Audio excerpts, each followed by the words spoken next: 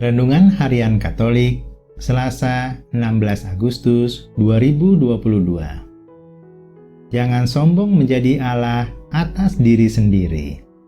Motivasi yang benar dalam mengikuti Tuhan. Bacaan pertama. Bacaan dari Nubuat Yeskiel. Tuhan bersabda kepadaku, "Hai anak manusia, katakanlah kepada Raja Tirus, beginilah sabda Tuhan Allah. Engkau telah menjadi tinggi hati dan berkata, Aku adalah Allah. Aku duduk di tahta Allah di tengah-tengah lautan. Padahal engkau itu manusia, bukan Allah. Walau hatimu menempatkan diri sama dengan Allah. Memang hikmatmu melebihi hikmat Daniel. Tiada rahasia yang tersembunyi bagimu.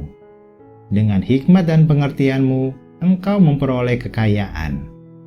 Emas dan perak kau kumpulkan dalam perbendaharaanmu.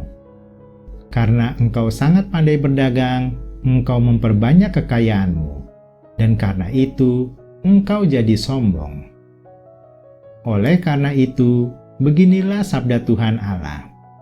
Karena hatimu menempatkan diri sama dengan Allah, maka sungguh, Aku membawa orang asing melawan engkau, yaitu bangsa yang paling ganas. Mereka akan menghunus pedang, melawan hikmatmu yang terpuja dan menajiskan semarakmu. Mereka akan menurunkan dikau ke liang kubur, dan engkau akan mati seperti orang mati terbunuh di tengah lautan. Apakah engkau masih akan mengatakan di depan pembunuhmu, Aku adalah Allah? Padahal bagi para penikahmu, engkau adalah manusia, bukan Allah.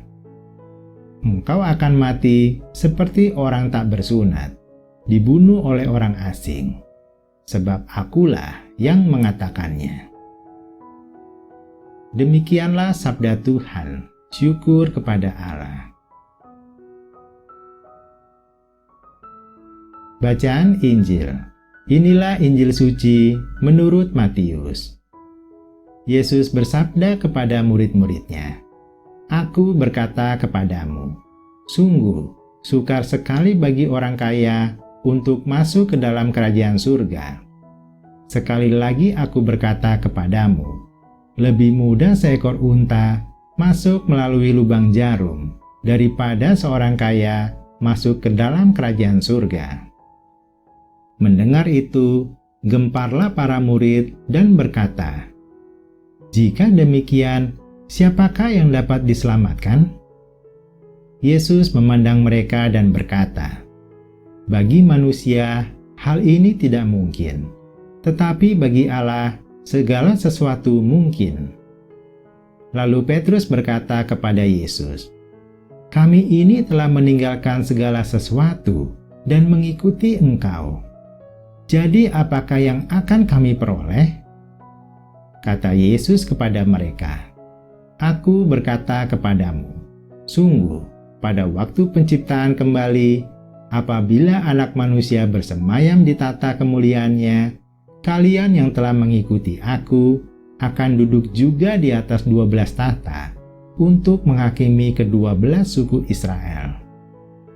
Dan setiap orang yang demi namaku meninggalkan rumahnya, saudara-saudarinya, bapak atau ibunya, anak-anak atau ladangnya, akan menerima kembali 100 kali lipat dan akan memperoleh hidup yang kekal.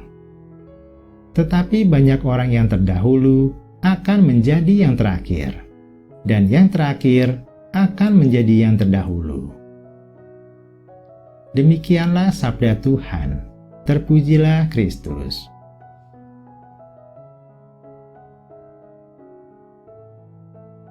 Renungan bacaan pertama. Jangan sombong menjadi Allah atas diri sendiri. Kesombongan Raja Tirus mengaku sebagai Allah. Raja Tirus sangat sombong dan mengklaim diri sebagai Allah. Tetapi dia bukan Allah. Dia adalah manusia biasa. Ada beberapa alasan mengapa Raja Tirus menganggap dirinya sebagai Allah. ia memiliki hikmat, kekayaan, dan kemampuan berdagang. Sang raja sangat cerdas dan memiliki kemampuan untuk mengatur kerajaannya dengan baik. Apapun alasannya, Raja Tirus menganggap dirinya sama dengan Allah. Hal inilah yang membuat Allah geram dan marah, sehingga ia akan mengirim bangsa asing untuk melawan Tirus. Seluruh kejayaan dan kesombongan Tirus akan dienyahkan. Kerajaan Tirus akan dihukum dan tidak akan ada kemampuan yang bisa ditonjolkan lagi oleh Tirus. Mereka tidak berdaya seperti orang mati. Dalam posisi seperti inilah, Raja Tirus tidak mungkin lagi berkata bahwa dirinya adalah Allah.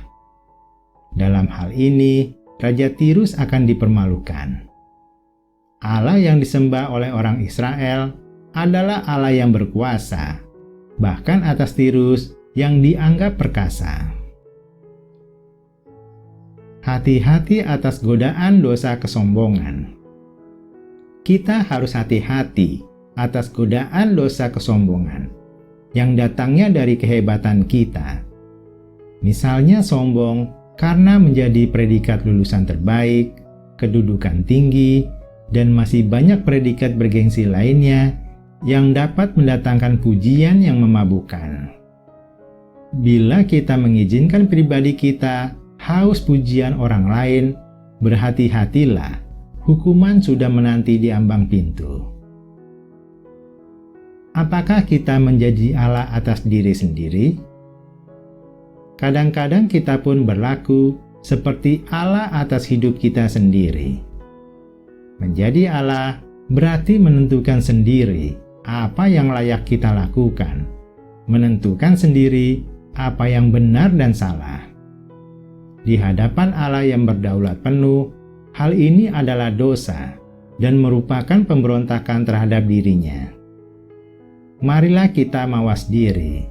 Segala kehebatan kita adalah anugerah-Nya. Kita harus bersyukur, menerima pengajaran dan perintah-Nya dari Allah satu-satunya yang berdaulat. Renungan Bacaan Injil. Motivasi yang benar dalam mengikuti Tuhan. Motivasi keliru orang kaya dan Petrus. Terdapat beberapa motivasi mengikuti Yesus. Jika kemarin ada orang muda kaya yang menganggap dirinya sudah baik karena sudah banyak melakukan hukum Taurat, namun ia masih terikat pada harta kekayaannya yang sangat banyak. Hari ini, sikap merasa paling banyak berkorban diwakili oleh Petrus. Bukankah harga sudah dibayar? Tentu hasil melimpah harus diraup dan dinikmati. Terhadap motivasi keliru ini, Yesus menjawab dengan tegas bahwa Dia melihat hati. Dia mengetahui siapa yang tulus hati seperti anak kecil, sehingga beroleh anugerah kerajaan surga. Orang yang rendah hati, tidak terikat pada kekayaan, adalah orang yang dikaruniai kerajaan surga. Sedangkan orang yang telah meninggalkan segala sesuatu untuk mengikuti Yesus akan mendapatkan dirinya diperkaya dengan keluarga besar Allah. Sebaliknya, mereka yang bertahan dalam motivasi keliru akan kehilangan semuanya. Hati-hati bermotivasi keliru.